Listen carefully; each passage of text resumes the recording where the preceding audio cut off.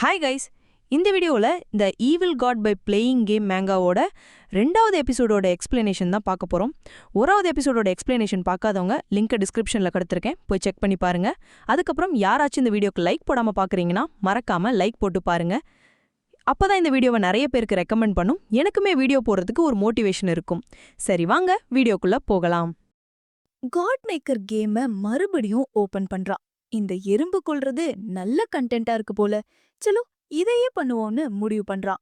சும்மா வெறித்தனமா எறும்புகளை கொல்ல ஆரம்பிக்கிறான். 100 எறும்ப கொன்னதும் அவனுக்கு 100 காயின்ஸ் கிடைக்குது. அந்த 100 சின்ன காயின்ஸ் ஒன்னா சேர்ந்து ஒரு பெரிய 100 காயினா மாறுது.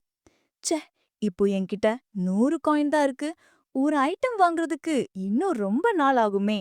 இதுல சீப்பஸ்ட் ஐட்டமே 1000 காயினா இருக்கேன்னு யோசிக்கிறான். அப்போ காட்ஸ் growth blessingன்னு ஒரு கான்சூமபிள் ஐட்டமை பார்க்கறான்.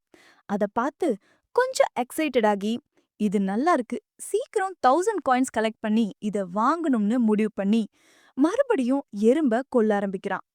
ஆனா அப்போ ஒரு எறும்பு அவனோட ஒரு அடிக்கு சாக மாட்டேங்குது. திரும்ப திரும்ப அடிக்கிறான், அப்பவும் அது சாகல. ஓஹோ, இதுதான் பாஸான்னு நினைச்சு அந்த ரெட் ஆண்ட வெறித்தனமா தாக்க ஆரம்பிக்கிறான். அவனோட முழு பலத்தையும் யூஸ் பண்ணியும் அந்த ரெட் ஆண்ட கொல்ல முடியல.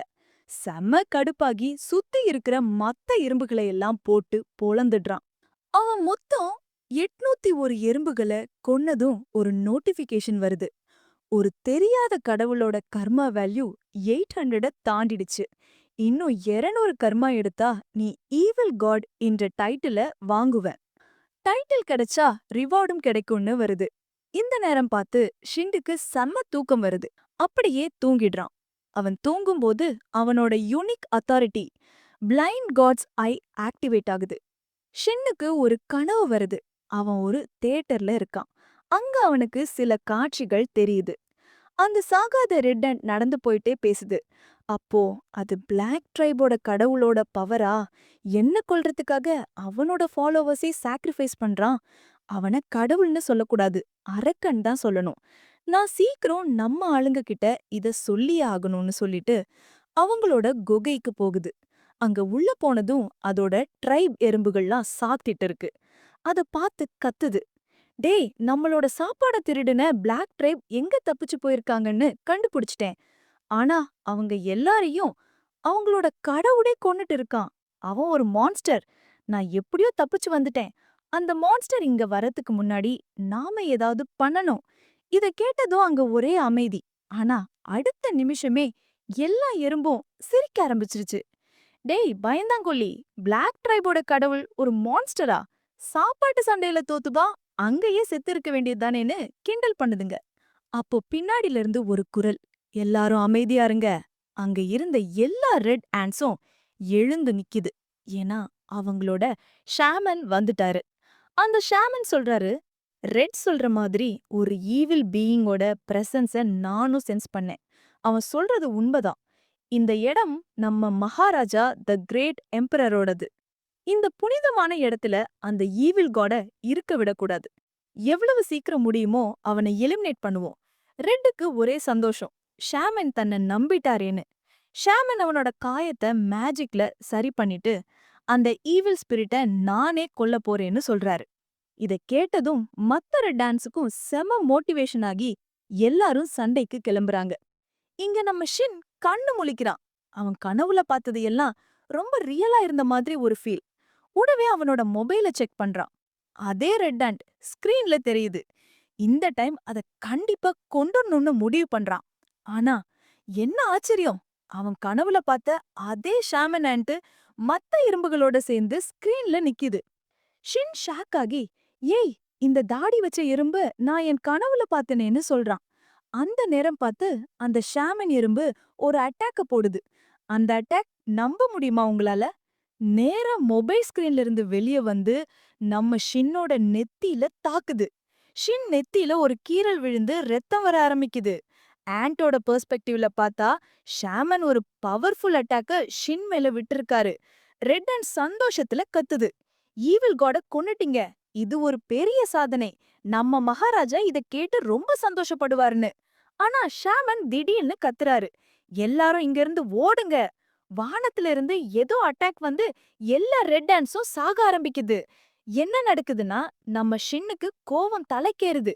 ரத்தம் சொட்ட சொட்ட வெறித்தனமா அந்த மொபைல் ஸ்கிரீன குத்துறான். குத்திக்கிட்டே இருக்கான். கடைசியில அந்த ரெட் ட்ரைப் எறும்புகள காலி பண்ணிட்டான். ஆனா திரும்பி பார்த்தா அவனோட மொபைல் ஸ்கிரீன் சுக்கு நூறா உடைஞ்சு போயிருக்கு. அத பார்த்துட்டு சின்ன புள்ள மாதிரி அழுக ஆரம்பிச்சுட்டான். பாவம். அப்புறம் சுத்தி பார்க்கறான். எக்கச்சக்கமான காயின்ஸ் கிடக்குது. அப்போ ஒரு நோட்டிபிகேஷன் வருது. ஒரு தெரியாத கடவுளோட கர்மா 1000 ரீச் ஆயிடுச்சு. கங்க்ராச்சுலேஷன்ஸ், நீ ஈவில் காட் என்ற டைட்டில அச்சீவ் பண்ணிட்ட. கூடவே ப்ரூட்டல் ஸ்லேயர் என்ற ஒரு எஃப் ரேங்க் டைட்டிலும் கிடைச்சிருக்கு. ப்ரூட்டல் ஸ்லேயரா? ஈவில் காடா? அடே, நான் உண்மையிலேயே ஒரு நல்லவன்டா. இது என்னடா இதுன்னு புலம்புறான். அப்போ அந்த காயின்ஸ் எல்லாம் ஒன்னு சேர்ந்து ஒரு மோதிரமா மாறுது. அந்த ரிங்க எடுத்து ஸ்மெல் பண்ணி பார்க்கறான். செம அமேசிங்கா ஒரு வாசனை வருது. அத கையில போட்டோண்டே அவனுக்கு செம்ம ஃப்ரெஷ்ஷா ஃபீல் ஆகுது. உடம்புல இருந்த சோர்வு எல்லாம் பறந்து போயிடுச்சு. அப்போ மொபைல்ல இன்னொரு நோட்டிபிகேஷன் வருது. பிளைண்ட் காட்ஸ் ஐ அத்தாரிட்டி ஆக்டிவேட் ஆகுது. அது அந்த ரிங்க அனலைஸ் பண்ணி அதோட ஃபுல் இன்ஃபர்மேஷனையும் காட்டுது. அந்த ரிங் முன்னாடி அந்த ஷாமன் ஆண்ட் வச்சிருந்தது.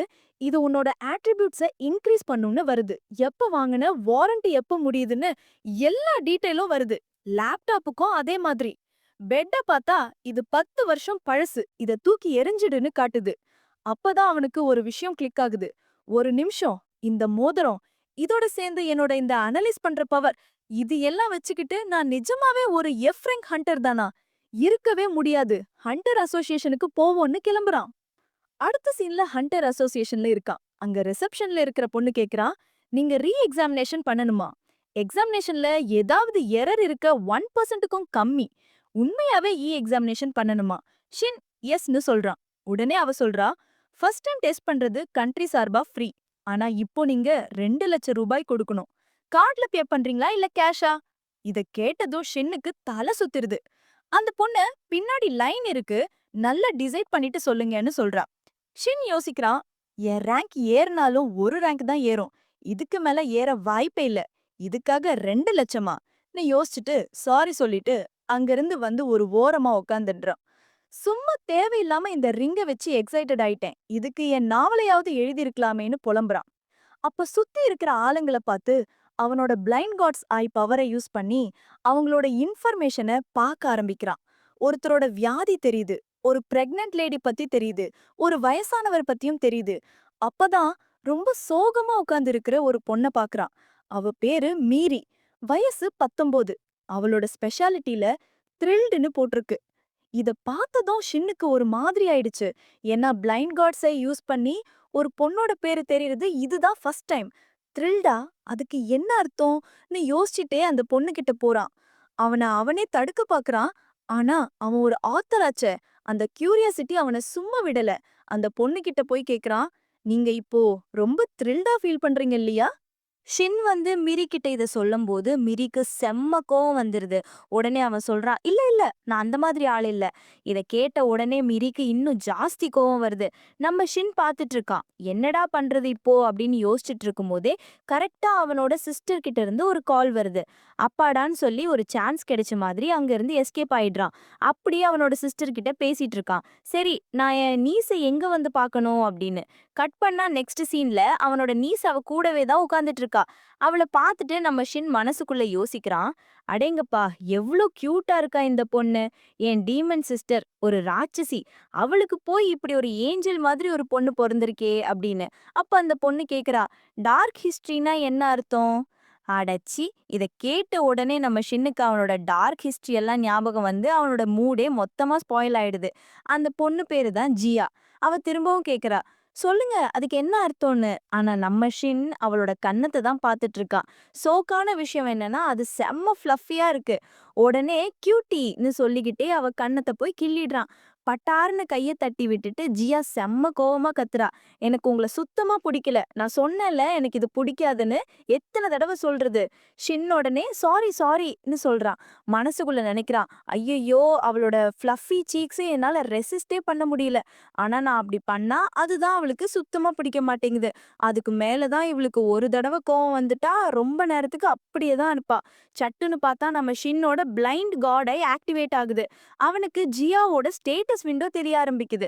அதுல போட்டிருக்கு வயசு 5, நீட்ஸ் சாக்லேட் ஐஸ்கிரீம். ஷின் உடனே கேக்குறான், பாப்பா உனக்கு சாக்லேட் ஐஸ்கிரீம் வேணுமா? அடேங்கப்பா இத கேட்டதும் ஜியாக்கு வாயெல்லாம் ஊறுது.